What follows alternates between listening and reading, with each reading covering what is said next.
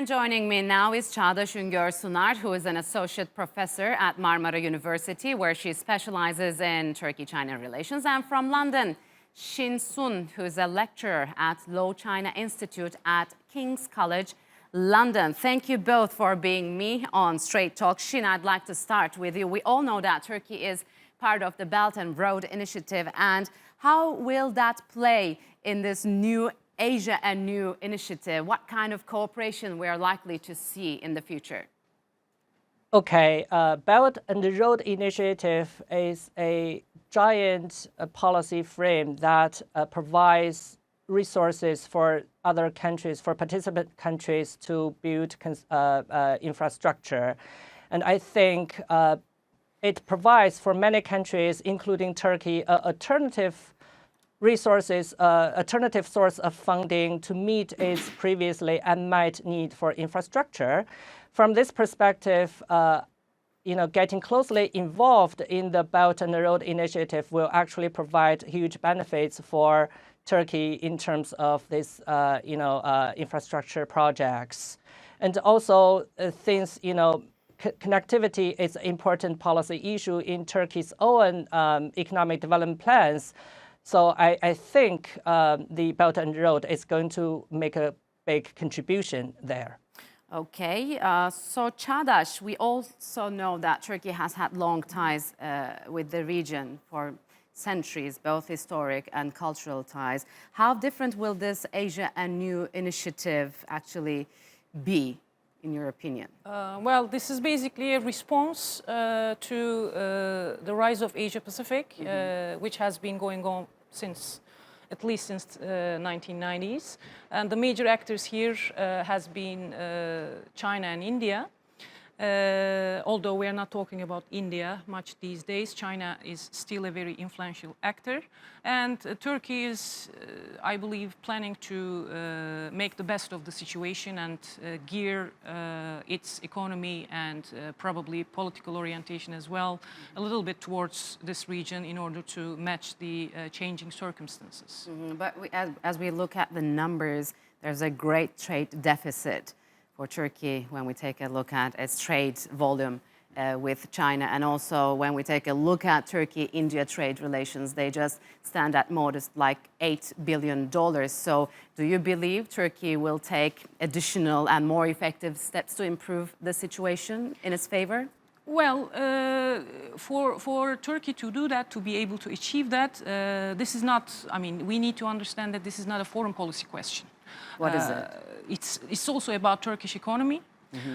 In order to, for instance, be more active in the world markets, especially with the production of value-added goods and the export orientation, because Turkey did not really enjoy such an advantageous position in that regard. For instance, the number one export material that we sell to China is marble. If we continue selling raw materials to Asia-Pacific countries, we will not really gain such a... Yeah, the deficit will continue, and we will never have the leverage we are intending to get out of the Asia-Pacific century. Okay, so I want to get back to Xin, who is joining us from London. Xin, do you think the deep-seated transatlantic economic relationships have now been, in a way, replaced with the Eurasian system? What do you make of that? I think, of course, that economically speaking, the region of Asia is on the rise very rapidly in the past decades. And the economic potential and the market potential has been the focus of the foreign policy of, the majority of countries in the world. Of course, we see an economic reorientation from the traditional developed countries to developing countries, especially China and India. This is very important for Turkey's recent policy. And I think the reorientation of Turkey's policy from the west to the east actually reflect this, priority on Asia. However, a lot of things are actually conditional on the assumption that the Chinese and the Asian economy will actually sustain its rapid growth for the next few decades. And this is actually debatable whether this will be the case. and the policy outcomes actually depends on whether this assumption is valid or not. So, Cagdas, European Union countries are also signing free trade agreements with Asian countries, as well as they are trying to safeguard for example, their energy agreements with Iran against despite U.S. sanctions. To which extent you believe US-China trade war impacted Western countries to search for more in Asian countries? Well, certainly this trade war between China and the United States has been a surprise to many, and it is certainly out of the WTO regulations. So, this is not an issue. The thing between China and the United States is not an issue that is normally solvable in bilateral terms. But Donald Trump has been very keen on, containing China in that regard. And the prospect, the long-term prospect in that is quite unpredictable, really, because even Turkish economy might get hurt in the middle because this war has quite unpredictable outcomes, such as it is causing fluctuations in foreign currency markets as well. Is this the reason why the European countries are facing towards the Asian markets, or they have planned it way before? That's been going on at least since the 1990s. Okay. And although in some countries, for instance, such as Germany, the public is quite the unfavorable opinions with regard to China in terms of human rights issues, several other political issues, the trade and business investment, etc., has been seen completely out of this realm. So the German government and the business circles has been very, very keen on investing in China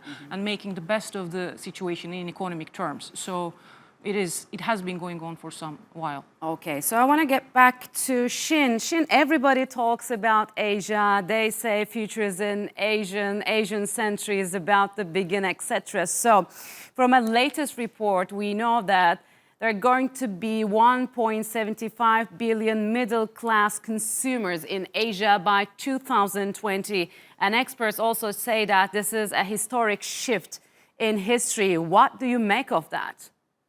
Well, definitely. I think given the past economic performance in for example, the past 2 decades, and also given the huge population and market potential of the Asian market, especially China and India, this has become, and it will continue to be, a huge business opportunity, economic opportunities for all countries all around the world, not only developed countries like United States, Japan, or Europe, but also other developing countries to do businesses with Asia. All right, Xin, I want to get back to Cagdas. Cagdas, how Asia, do you think, managed to do better than other geographies in terms of rising living standards and development?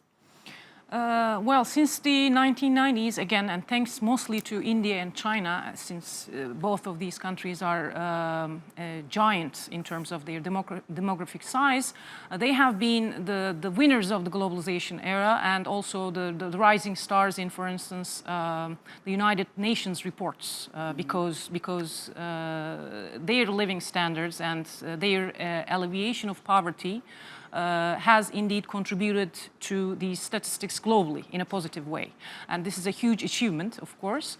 But from now on, since 2008 global economic crisis, things have become a little bit more complicated, and especially with the most recent American-Chinese trade war, which sort of curbs down international standards on trade as well.